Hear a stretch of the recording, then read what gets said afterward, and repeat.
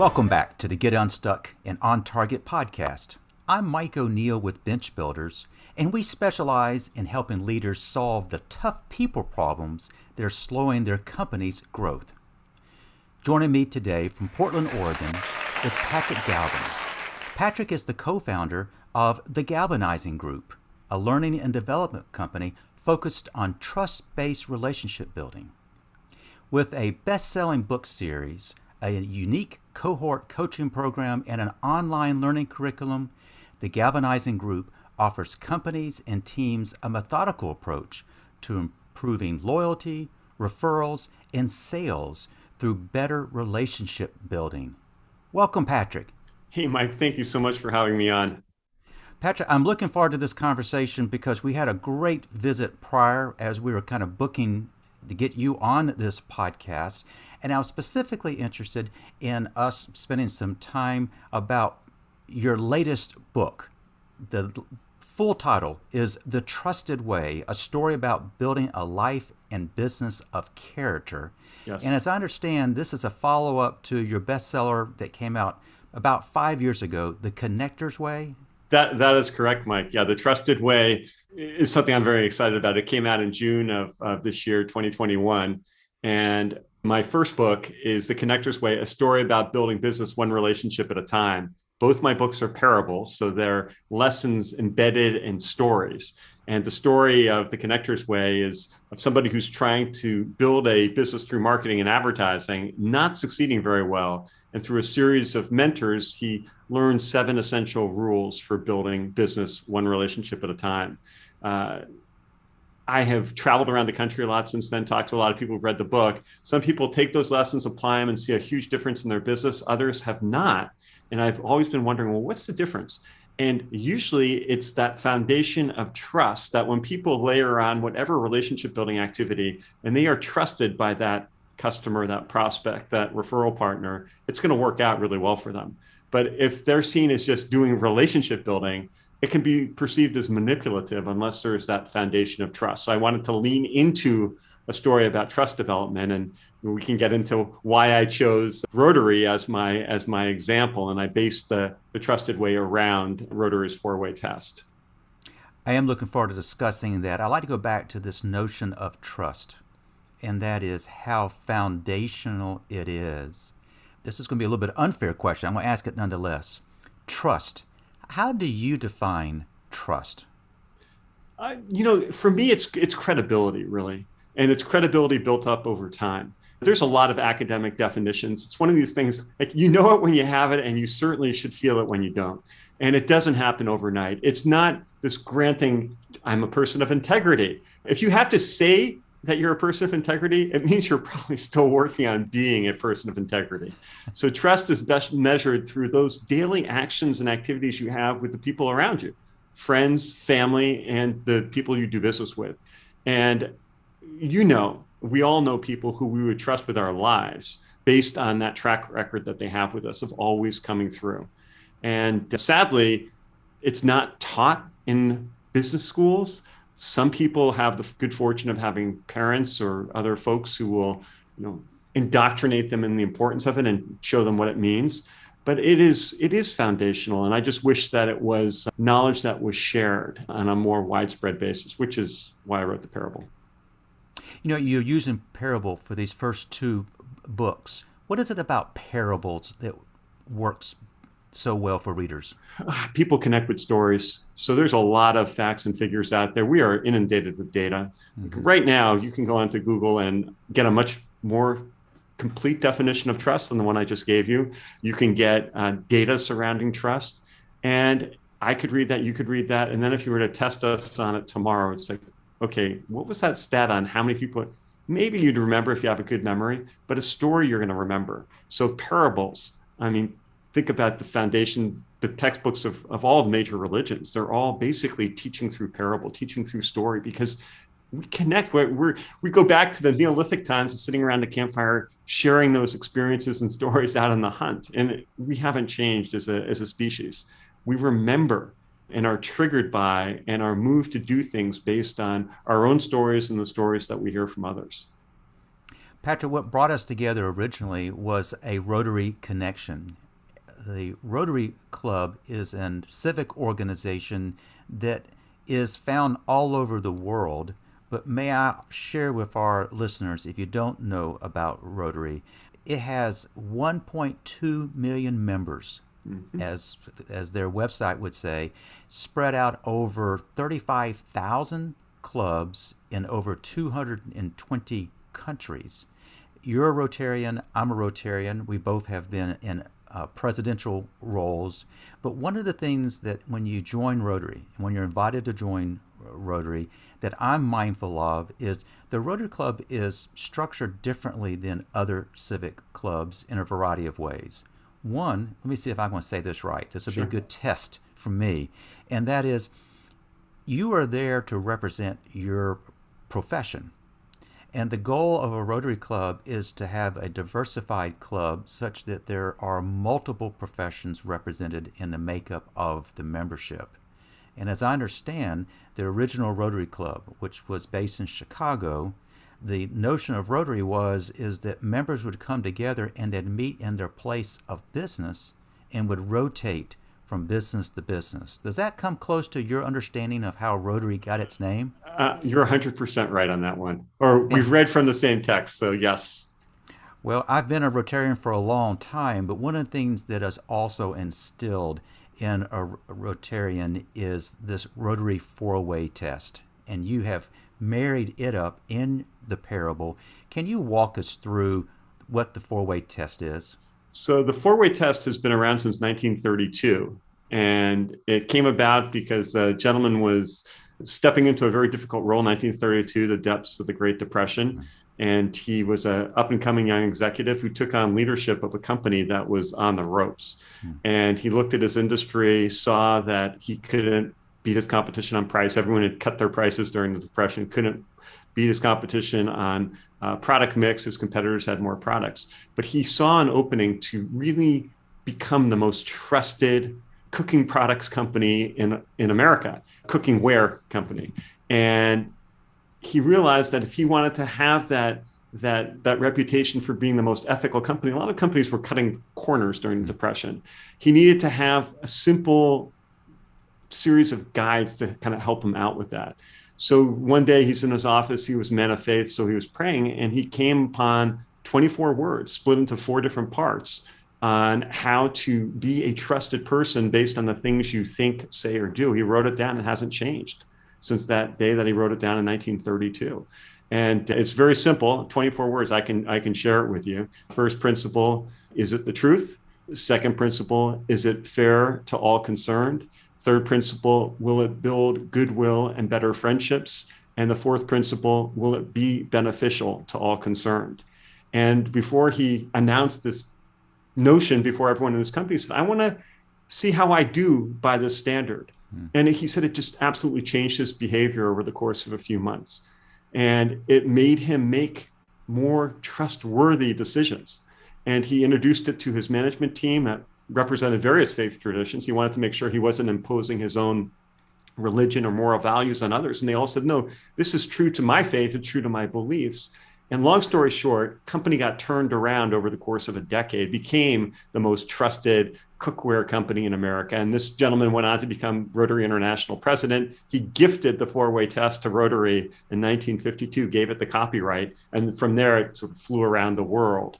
So that's the history of the FourWay Test. And personally, it's made a huge impact on my life. I know we have a friend in common who shared a story with both of us, how it changed his life. So very simple words. They certainly, I think, can fall into that category of easier said than done. When you really hold yourself to that standard, it can be challenging. You know, you mentioned the FourWay Test. Rotary clubs, at some point during a meeting, the members are invited to recite that FourWay Test. And so if you attend a weekly meeting, you're reciting that. Is it the truth? Is it fair to all concerned? Will it build goodwill and better friendships? And would it be beneficial to all concerned? You're reciting that week in and week out in hopes that it begins to kind of percolate within, become part of your DNA. You've taken this FourWay Test, a very, very powerful means to kind of be a guide for any and all, and you've worked this into your book. Kind of, for those who have not read the book, and I'm encouraging people to do so, kind of give us a little bit of feel for how does that work into the parable in a way that we can relate to. Well, it doesn't start out on a promising note for the main character in the book. The main character in the book is not living by the FourWay Test. He's a very overconfident business school graduate who gets some venture capital financing, starts a company with the objective of making as much money as he can in the shortest amount of time. Corners cut, that's not on his radar screen. And he runs into some major difficulties. The midpoint, I won't give you any spoilers on what happens to him, but certainly not someone to be trusted either in his personal or in his professional life. And he actually gets into such hot water that he has a kind of a revelation in the book that he needs to change his ways. And then through a series of mentors, many of whom are Rotarians, he actually learns from their experiences and from what they teach him about how each one of these principles can play out. He starts a new company, an ethically based company, and has a very different experience in terms of growth that's sustainable because it's grounded in trust. So I wanted to modernize the FourWay Test. It was developed in 1932, and I've talked to some younger Rotarians who said, it was a different time back then. Is it really relevant? Well, the main character is in his 20s, and he's running a technology company.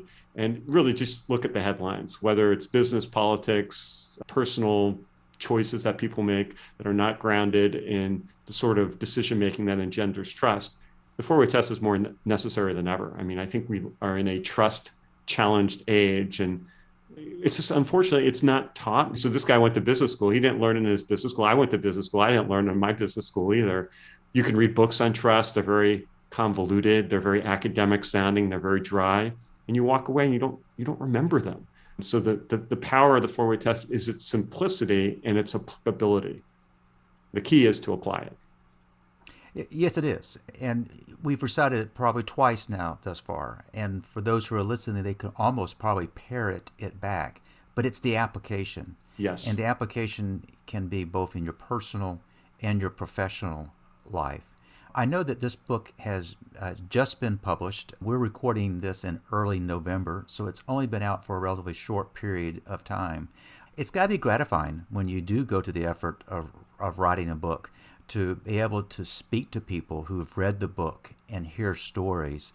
Has that been your experience thus far? Yes, and it's been really, the blessing of COVID has been the adoption of virtual by Rotary clubs. So I've spoken in Thailand and India, and the FourWay Test is just as talked about at their meetings as they are in the United States. And really, I get the sense of just its universal nature. And people love to share their stories of how they have used the FourWay Test to make better decisions in their personal and professional lives. So it's been really inspiring because I'm drawing out some very inspiring stories. And I'm also truly seeing how it's cross-cultural, that, the simplicity of it allows it to travel really, really well. And the biggest lift that I've gotten from this book is a couple of friends who were thinking about Rotary, have read the book, and have joined Rotary. So mission accomplished. I was hoping I'd get some conversions along the way, and it has taken place. Wonderful. I like the expression, and that is a blessing of COVID. We know that COVID has been horrific in so many ways, but there has been blessings that have come of that. You just mentioned one, and that is, I'm a long-term Rotarian, so are you. We know that we are connected across the world, but we would be connected in large part by reading a monthly magazine, or maybe going to the website, or attending an international gathering of Rotarians all over the world.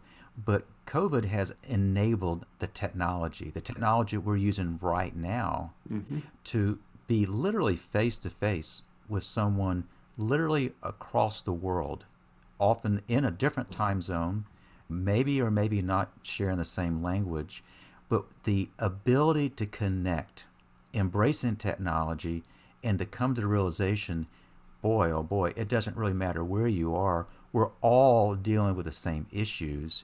But I love the point that you made. Rotary does not necessarily prescribe to any religion per se, but people from all vocations, all walks of life, all different can come together when you step back and look at, are we unified in things such as the four-way test?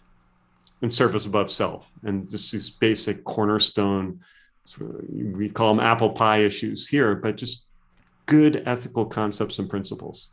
Service above self, please, because we have not.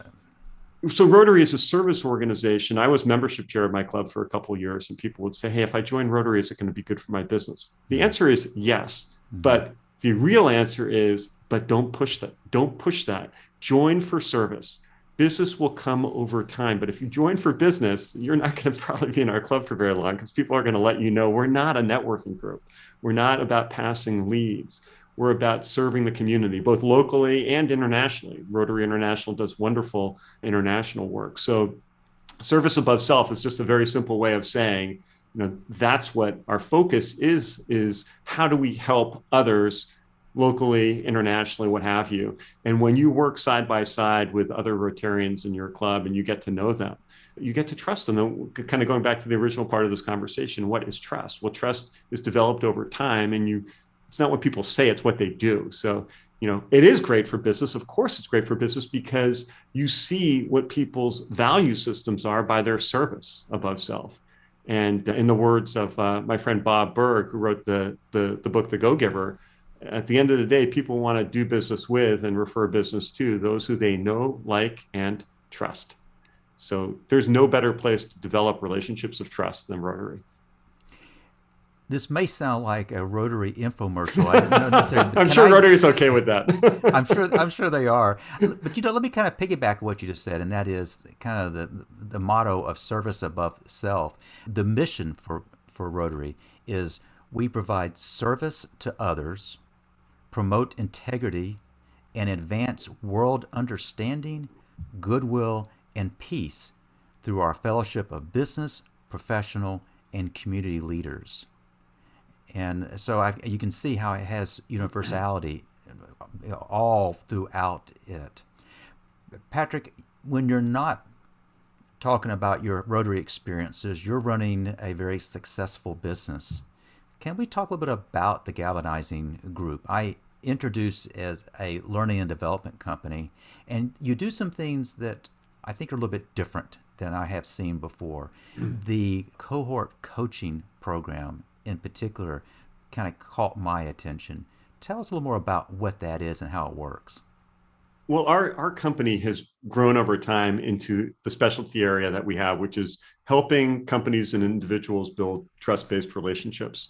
I went to business school, studied marketing and advertising, and when I came out into the work world, I thought that's how you succeeded in business. To grow a business was you had good marketing, good advertising, and customers would flow in. I learned a very different story when I was involved in my family's business, and I was our director of marketing, and that was my focus, but business wasn't growing.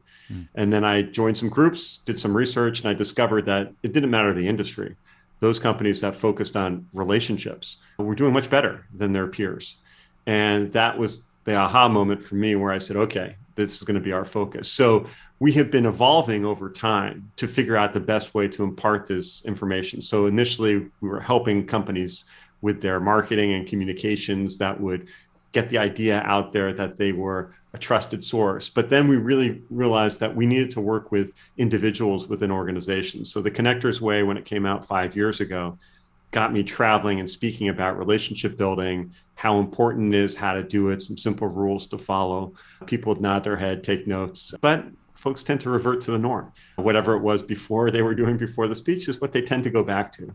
So we thought, okay, well, if we're going to cause some long-term change that'll really make an impact, we have to stick with people. So we developed a coaching program that is cohort-based. So we work with groups of 6 to 8 folks with a trained coach who is facilitating a conversation around trust over a 3-month period, 9 sessions, all done virtually, supported with a robust online curriculum, a written guidebook on relationship building and connecting. So everyone's reading from the same book, but they tend to be with the same company, different positions, sometimes very similar positions. And folks naturally tend to be good at some aspects of relationship building than others. And when you have them together, sharing what's working, what their frustrations are, there's a lot of knowledge that percolates up which is only accomplished through a group. If I was doing one-on-one, they're not getting that inspiration of the person on the cube next to them that is doing these great things that they could do, but they just haven't. So it's a very powerful model to coach in a group of people. And then the online courses have allowed us to extend ourselves in organizations that are very large, that want to do maybe some self-taught things, and have people, go through our mini courses, which are very interactive and what have you. So yeah, we stick to our knitting now. It's trust-based relationship building. That is our expertise. It's your expertise, but what a powerful thing to try to focus energies on. We started this just trying to define trust, and now you are helping individuals and organizations not only define it, but actually evidence and working together to build behaviors that reinforce trust.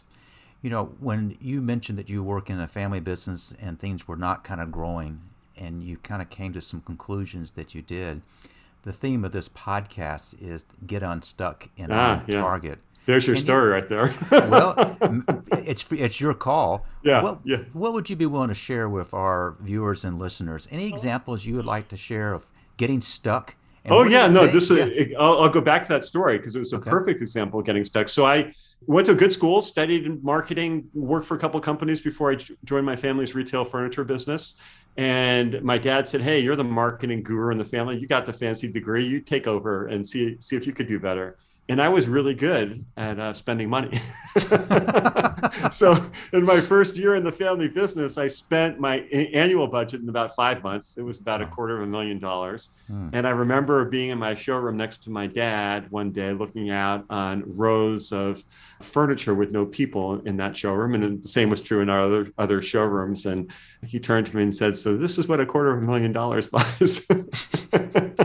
Gulp. Yep.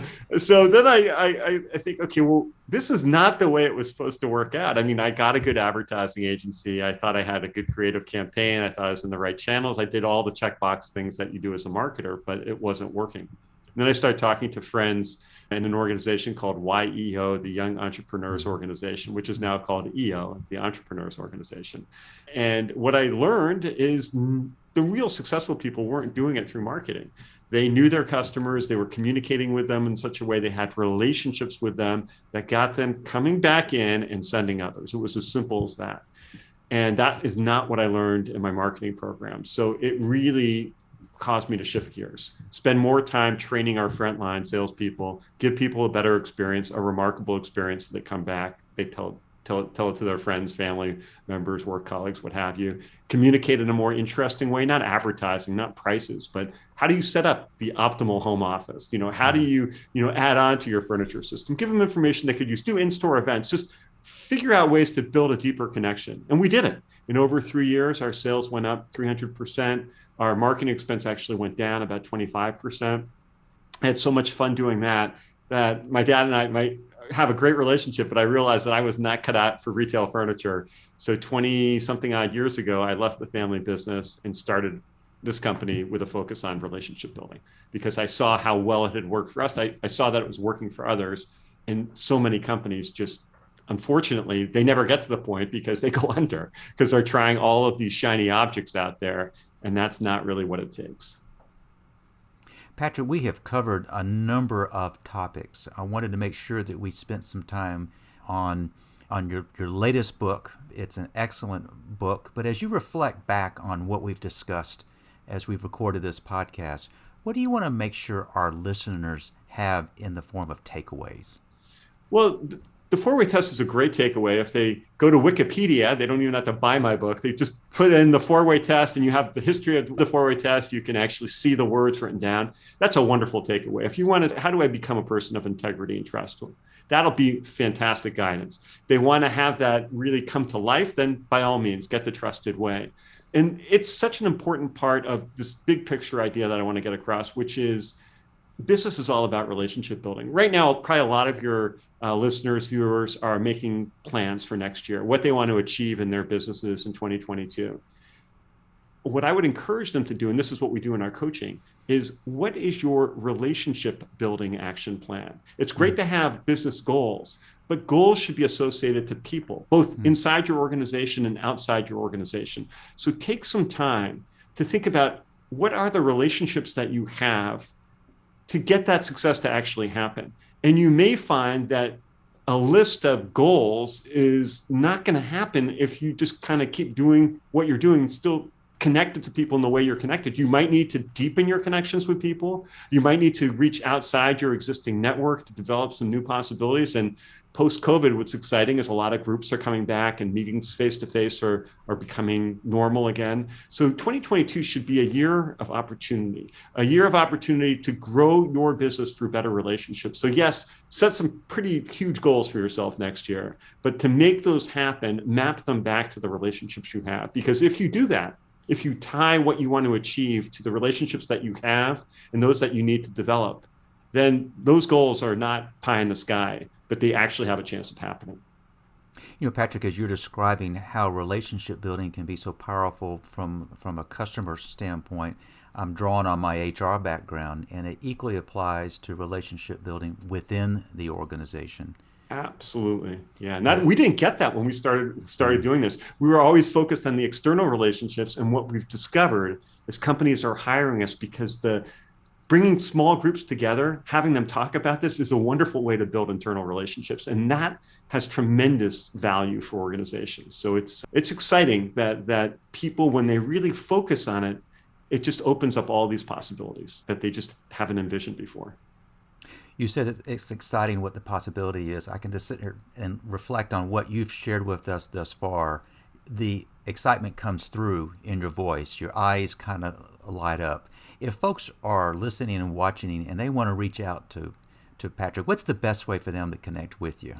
They can find us two different ways. The galvanizinggroup.com is our corporate website. I also do a lot of speaking out there. So if they wanted to watch videos of me speaking, it's patrickgalvin.com. So either website would be a good way. And my contact information is right there on both those. We're going to include this in the show notes, but for those who are listening, let me say I love your play on. Patrick spells his last name Galvin. Yes. But a play on Galvin is the galvanizing, and that would change the I to an A, Galvanizing. But Patrick Galvin, we will include obviously links not only to you and to your company. We also want to include a link to your books so that people can access those. Patrick, this has been a real treat. Thank you so much. Oh, thanks, Mike. A lot of fun to talk with you about this. I also want to thank our listeners for joining us today. Every Thursday, we upload the latest episode to all the major platforms. So if you haven't already, please subscribe.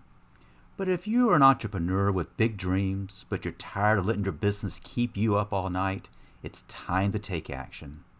Head to bench-builders.com to schedule a quick call. We'll explore ways to help you solve your people and process problems so you can again focus on growing your business. So I want to thank you for joining us, and I hope you have picked up on some tips from Patrick that will help you get unstuck and on target. Until next time.